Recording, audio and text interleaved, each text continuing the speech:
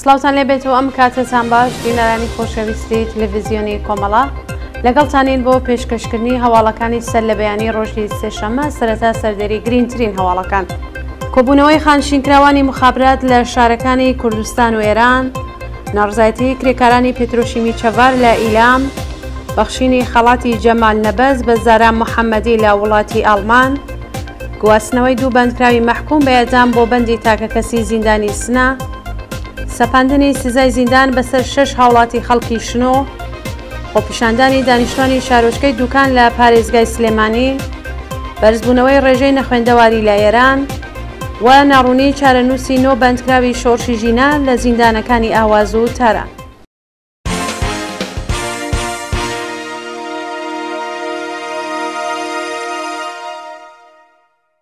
درێژەی هەواڵەکان کۆبوونەوەی خانشینکراوانی مخابرات لە شارەکانی کوردستان و ئێران ڕۆژی دووشەممە 12 مانگی سەرماوەز خانشینکراوانی مخابرات لە شارەکانی کوردستان و ئێران دژ بە دۆخی خراپی معیشەتی کۆبوونەوە. بە پێی راپۆرتەکان خانشینکراوانی مخابرات لە شارەکانی سنە، کرماشان، ورمێ، ئیلام، بیجار، مەریوان، ئەهواز، تاران، ئیسفەهان، شیراز، خوڕەماوە، زاهیدان، شاری کورد، عێراق، ئەردەبیل و چەند شاری دیکەی ئێران لە ئازدۆخی خراپی ژیان و معیشەت ناڕزایەتیان دەربڕی. خانشینکراوان خوازیاری چوونەسەرەوەی ئاستی حەقدەست و مەزایە، بەکردەوە دەرهاتنی گەڵاڵەی هاوسانگسازی و دابینکردنی بیمەی دەرمانی بۆ خۆیان و بنەماڵەکانیان بوون. ناڕزایەتی کرێکارانی پێترۆشیمی چەڤار لە ئیلام ڕۆژی دووشەممە 12 سەرماوەزی 1402 کرێکارانی پێترۆشیمی چەڤار لە پارێزگای ئیلام لە ئازدۆخی خراپی پیشەیی ناڕزایەتیان دەربڕی. بە پێی زانیاریەکان کرێکارانی پێترۆشیمی چەڤار خوازیاری بەکردەوە دەرهاتنی گەڵاڵەی ڕێزبەندی پیشەکان و چوونەسەرەوەی ئاستی حەقدەست و مەزایە و داوا دەکەن ئەمنیەتی پیشەییان تەزمین بکرێت، ئیزافەکاری و حەقی سەنەواتیان پێ بدرێت و گرێبەستەکانیان بۆ نوێ بکرێتەوە. بەوتەی کرێکارانی ناڕازی ماوەی 2 ساڵە بەرپرسانی شرکت بەڵێنیان داوا گەڵاڵەی ڕێزبەندیان بۆ جێبەجێ بکەن، بەڵام بەڵێنەکانیان جێبەجێ نەکردووە و لە دۆخێکی ناڕوونی پیشەییدا.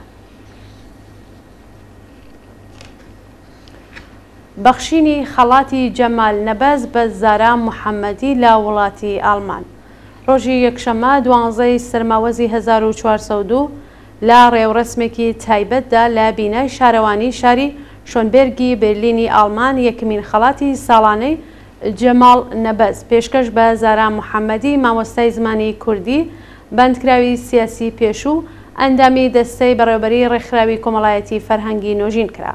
لەو ڕێوڕسمەدا کانی محەممەدی خوشکی زارا بە نوێنەرایەتی ناوبراو خەڵاتەکەی لە خۆناف حاجوو ئەندامی لیژنەی داوەری خەڵاتی ساڵانەی جەمال نەبەز وەرگرت.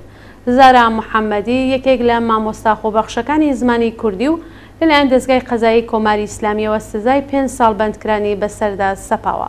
هەروەها سەیوان ئیبراهیمی مامۆستای زمانی کوردی و هاوژینی زارا محەممەدی لە ڕۆژانی ڕابردوو بە 11 ساڵ زیندان مەحکوم کراوە.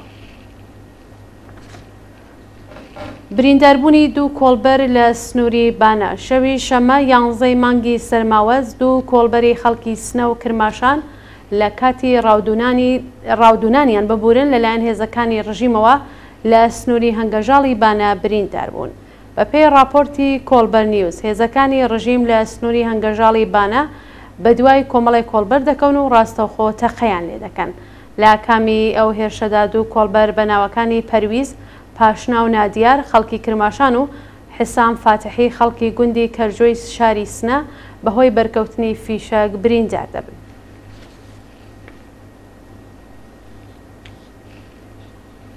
گواستنەوەی دوو بەندکراوی مەحکوم بە ئێدام بۆ بەندی تاکەکەسی زیندانی سنە ڕۆژی دووشەممە 13 سەرماوەزی 1402 خالید ڕۆحی خەڵکی گوندی چەمسووی سەر بە شاری سنە و سیروس حەیدەری بەندکراوی تەمەن 6 ساڵ و دانیشتووی سنە بە مەبەستی بە جێبەجێکردنی سزاکەیان بۆ ژووری تاکەکەسی زیندانی ئەو شارە گوازرانەوە. بە پێی زانیاریەکان سیروس حەیدەری 12 ساڵ پێش بە تۆمەتی کوشتنی بە ئەنقەست دۆست بەسەر و دواتر بە ئێدام مەحکوم کرابوو. هەروەها خالید ڕۆحی بە هەمان تۆمەت 4 ساڵ لەوە بەردەست بەسەر و لەلایەن دەستگای قەزاییەوە بە ئێعدام محکوم کرا. خالید پێشتر دوو جار لە ڕۆژانی یەکشەمە 30 ڕەزبەر و شەممە 28 گوڵانی ئەمساڵ بە مەبەستی جێبەجێکرانی سزاکەی بۆ ژووری تاکە کەسی زیندانی سنا ڕاگوێزرا بوو. سەپاندنی سزای زیندان بەسەر 6 هاوڵاتی خەڵکی شنۆ: عەبدولکەریم کاکۆڵ، سولەیمان شاروێرانی، خدر عەبدوڵڵاهی، عوسمان هەمزەزادە، ئارام شەعبان و فەخرەدین پۆداد لەلایەن دەستگای قەزایی ڕژیمەوە سەرجەم بە 8 ساڵ و 6 مانگ زیندانی تەعزیری محکوم کراون.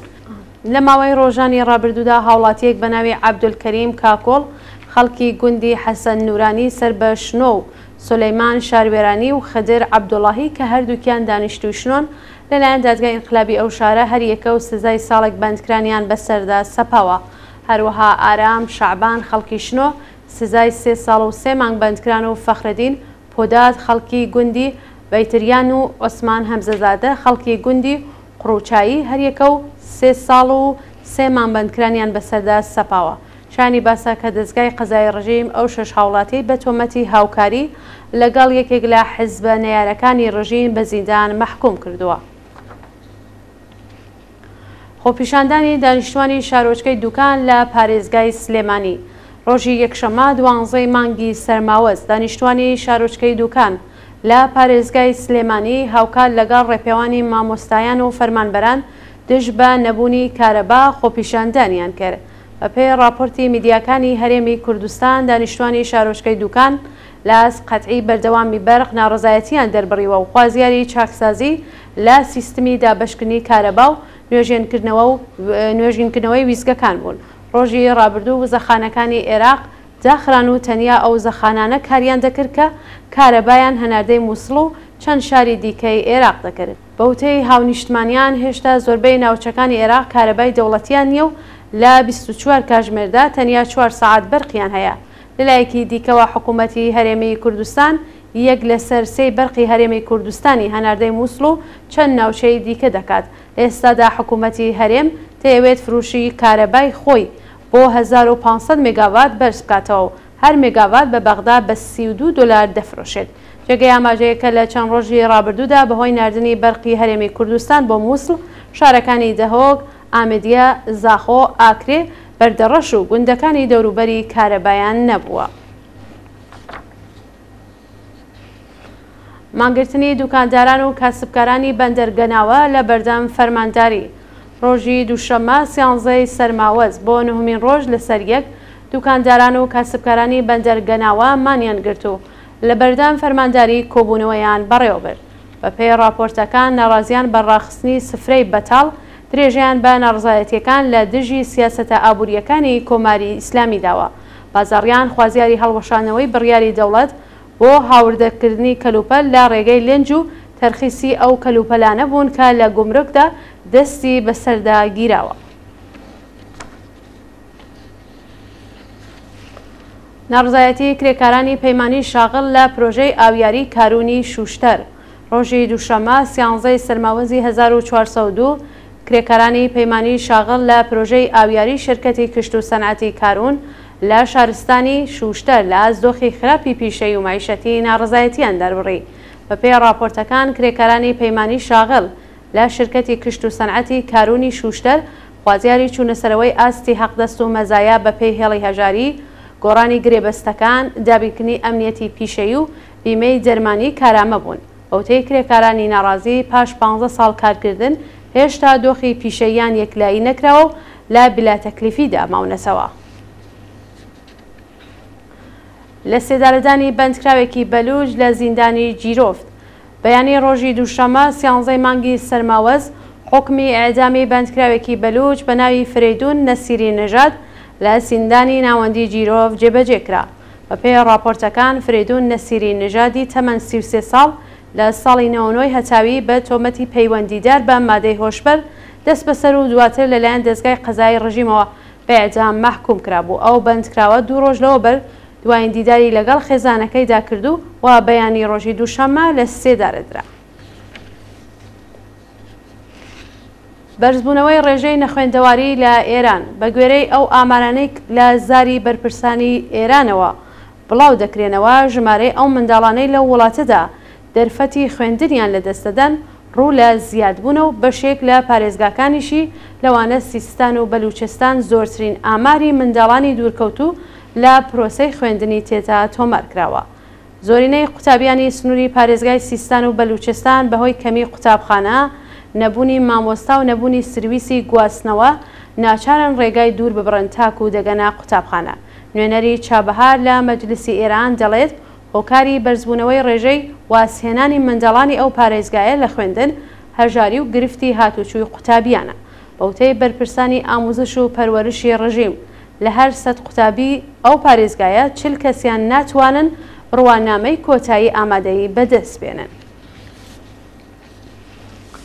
دوا هەواڵ ناڕوونی چارەنووسی نۆ بەندکراوی شۆڕشی ژینا لە زیندانەکانی ئەهواز و تاران. بەپێی راپۆرتی ناوەندەکانی مافی مرۆڤ، چارەنووسی دەست بە سەرکراوێکی شۆڕشی ژینا لە شاری ئیزا لە زیندانی ئەهواز و 8 بەندکراوی پەروەندەی شارۆچکەی ئێکبەتانی تاران بە ناڕوونی ماوەتەوە هیچ زانیاریەک لەسەر دۆخی تەندروستیان لە بەردەستان نییە. بەپێی زانیاریەکان بەندکراوێکی خەڵکی ئیزا بە ناوی ئیمان خدری کە لە زیندانی شەیبانی ئەهواز ڕاگیراوە تۆمەتی ئەندامیەتی لە گروپەکانی دژبەری نظام خراوەتە پاڵدۆسیەکەی و چارەنووسی بە ناڕوونی ماوەتەوە. هەروەها 4 بەندکراوی پەروەندەی شارۆچکەی ئێکبەتانی تاران بە ناوەکانی میلاد ئارمون، نەوید نەجاران، مهدی حوسێنی و مهدی ئیمانی کە بە محاربە تۆمەتبارکراون چارەنووسیان نادیارەوە و زانیاریەک لەسەر دۆخی تەندروستیان لە بەردەستان نییە. 4 بەندکراوی دیکەی ئەو پەروەندەیشە بە ناوەکانی حوسێن نەعمەتی، عەلی ڕەزا کەفایی، ئەمین محەممەد خۆش ئێقباڵ و عەلی ڕەزا بەمرز پورناک بە ئیجماع و تەبانی دژ بە ئەمنیەتی نەتەوەیی تۆمەتبارکراون و چارەنووسیان نادیارە. ئازیزان هەواڵەکانتان پێشکەشکرا، هەر شاد و بەختەوەر بشن.